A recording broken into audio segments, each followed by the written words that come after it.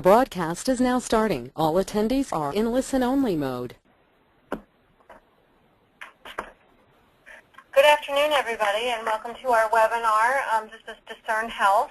We are a preferred vendor with ACAP, and we're very pleased that you could join us today for our discussion of new contracting strategies for engaging providers. I just want to talk a little bit about the agenda for today's call. We're going to provide you some background on Discern, since many of you may be new to our organization. We're going to spend a little bit of time talking about how we define value in healthcare and what drives value in healthcare, talking about measurement, payment and incentives, and then delivery transformation. And then we'll also use the example of primary care in the patient-centered medical home as an example of how this three-step process for defining value can be exemplified. And then we'll have some time for Q&A. Right now we're in listen-only mode, and then we will unmute the lines after we do the presentation for Q&A. You can also submit questions via the webinar. There should be a section where you can type questions in, and we can answer questions via that mechanism as well. For the ground rules for the webinar, the presentation will probably last about 40-45 minutes, and then we'll have 15 minutes at the end for Q&A.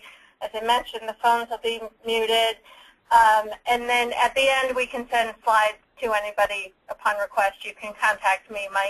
My email address will be at the end of this, and we can send you the slides.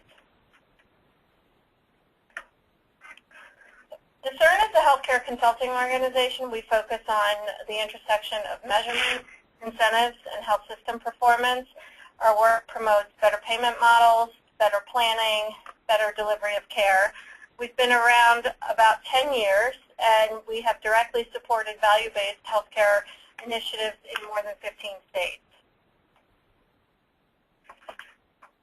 Our areas of expertise are payment models for physicians and hospitals, the patient-centered medical home, shared savings and accountable care organizations, policy research and analysis, consumer incentive programs that improve chronic care management, and then we also do modeling and return on investment analysis for complex payment structures.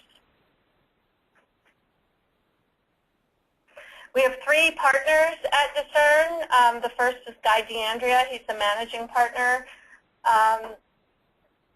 He founded Discern in 2004, brings 20 years of experience in healthcare policy. His focus is on reforms to healthcare payment and delivery that improves the quality and value of the healthcare system. Previously, he was at URAC and at the American Association of Health Plans, what's now referred to as AHIP. And he has an MBA from Columbia and from the London Business School. Tom Zalek is an MD JD. He's brand new to Discern, literally started this week. He comes to us directly from the National Quality Forum, and he also has experience at CMS as serving as a senior advisor in the Department of Health and Human Services and doing work around Medicare payment and quality of care issues. And Linda Shelton, who will also be speaking later along with Guy, leads Discern's projects related to quality measurement in the medical home. She had her own consulting business prior to joining Discern, advising clients on quality improvement initiatives and healthcare management strategies. And she spent 13 years at NCQA leading the development of physician measurement programs, including Physician Practice Connections, which was the precursor to PCMH recognition. I'm Peggy Ullman. I'm a project director at ACAP. Hopefully there are several of you on here that may know me. I'm sorry, I just said that I was a project director at ACAP. I'm a project director at Discern. However, I formerly used to work at ACAP, and so I'm pleased to be able to have the opportunity to continue working with the ACAP plans. I also spent some time at the Center for Healthcare Strategies and was a policy manager at Fallon Community Health Plan. So One of the things one of the reasons why we felt like it was a natural fit for Discern to work with ACAP plans is that as we think about the change in the healthcare landscape and the definition of value, it's clear to me from my experiences with ACAP that ACAP plans have an obvious advantage in this area. ACAP has always been about emphasizing the value of their relationships with their providers and with their state regulators, and that as the healthcare system shifts to a value-driven model, we feel that ACAP has a distinct advantage given that long history of emphasizing strong relationships with community partners. And we're proud to be an ACAP preferred vendor, and we focus on value-driven healthcare.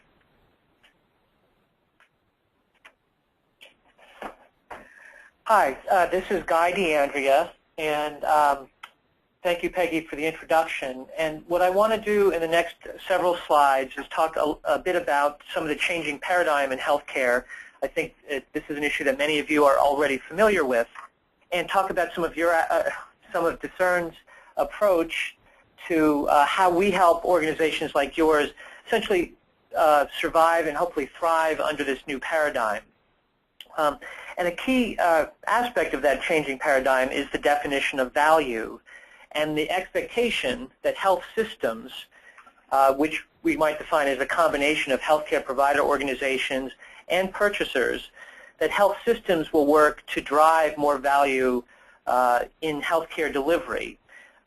Certainly in terms of Medicaid programs around the country, in terms of government expectations around what they hope that Medicaid programs will deliver to their patients, we see new expectations focused generally around this concept of value. And probably the most common definition we see of value now is the triple aim, which is to improve healthcare delivery, to improve the health of populations, and then to reduce the overall costs of care. And that idea is really captured in this equation that, again, many of you may have seen before, that value equals quality divided by cost. That is, the more quality we can produce in the healthcare system and the more we can lower cost, the more that we can increase the overall value that's delivered and that's created. And as the next slide illustrates, what we see more and more is evidence that supports this notion of tying quality of care to reductions in the cost of care. So this slide illustrates, for a number of common chronic illnesses as well as certain acute care episodes, it illustrates the percentage of the total cost of care associated with those conditions that are connected to errors in care or missed opportunities in care or correcting problems that could have been prevented in the first place. So for example, in diabetes, which is the second bar from the left to the right on the graph, you can see that something more than 40% of total diabetes costs are actually associated with fixing problems that could have been avoided, preventable hospital admissions, ER visits, and so on. For congestive heart failure, the percentage is quite a bit higher. So there's a tremendous opportunity in the health system if we can engage providers and patients in better care management. There's a tremendous opportunity not only to improve patient outcomes by avoiding these kinds of complications, but also in saving dollars around the total cost of care. So that, I think, is the goal that we all share. And of course, how we actually get to that goal is quite a bit more complex. So if you think about the role of health plans in this process, the old paradigm was to, first of all, try to sign up providers, usually the largest possible network of providers, at the lowest possible price, right, just to reduce the fee-for-service expense associated with each provider. And then to implement various controls and interventions in the system from a top-down sort of a perspective, right? So monitoring utilization, perhaps putting pre-authorization requirements in, doing utilization review, doing disease management, with the idea of trying to influence care delivery from the top down. And those were necessary interventions because, of course, the system wasn't working the way we would like, and there was unnecessary care being delivered, or there were inefficiencies that had to be monitored. So there had to be these top-down types of management models. But the goal now is to move towards an updated paradigm, which is really a partnership with providers. And in partnership, we mean sharing not only the benefits but also the risks associated with better care delivery, and then also creating incentives around the relationships that would drive bottom-up system improvement. That is, instead of telling providers, here's how you've got to do things, here are the utilization criteria that you have to follow, you could set up incentives where the providers would adhere to those criteria because it's in their own best interests and in the interests of the overall system performance. So it really is a major change in how we think about creating value in the system. So what does that process look like? And we've worked here at Discern with a number of different clients, both in the private sector and in government, to kind of walk through this process.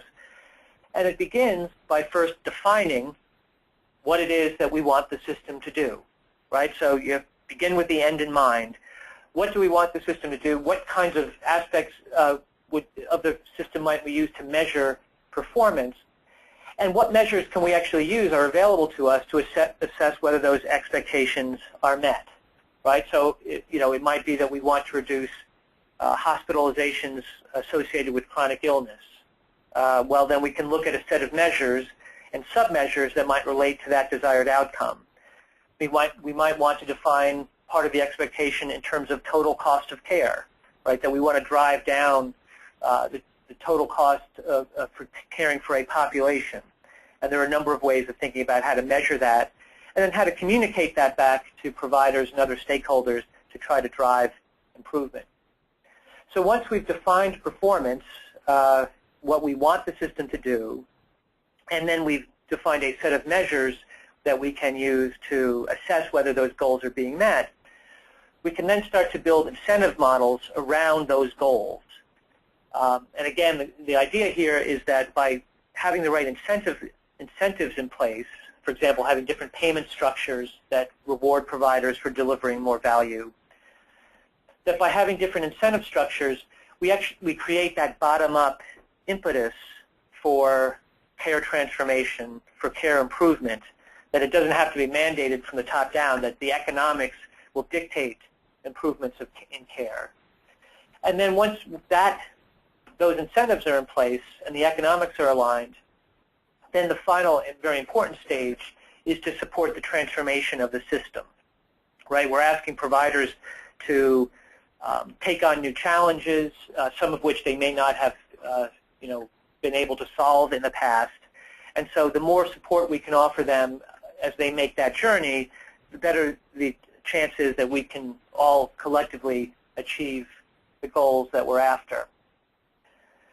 So in terms of thinking about how this plays out, it is, I think, important to think about a process that takes place over time and that goes through multiple stages. So here we use as an example 3 stages. You could have more or fewer stages, and the length of each stage might vary depending on where you're starting from and what you're hoping to accomplish. But the idea is that this is an evolution that does take time to achieve. But in order to achieve that, it is also important, in our view, to be making progress on multiple dimensions simultaneously. And that's what the horizontal arrows represent, right? So you need a measurement system in place. That needs to be coupled with new payment models, risk sharing. That needs to be coupled with support for changes in the delivery process and new information systems that tie all these things together. Any one of these activities by itself is not going to be enough to drive the system forward. You really have to think about all of these things simultaneously, but perhaps moving forward in a stepwise fashion so that you're not taking off taking on more than you can handle at any one point in the process.